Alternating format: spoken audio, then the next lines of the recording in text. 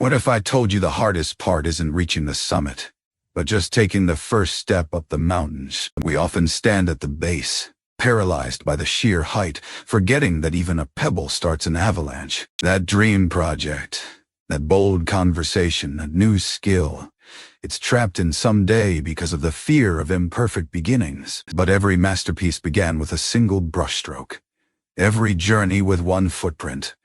Thomas Edison didn't wait for perfection. So, what is it that's holding your extraordinary potential hostage? Remember when you learned to ride a bike? You fell, you wobbled, but you kept pushing that pedal, one revolution at a time. It's not about being ready. It's about starting messy and figuring it out along the way, picking up momentum. Today, commit to one tiny action towards that goal you've been putting off. Just one. Because your courage to begin isn't just for you. It inspires a ripple effect, showing others what's possible. Don't just dream it. Enjoy it. Let your first step echo a new beginning.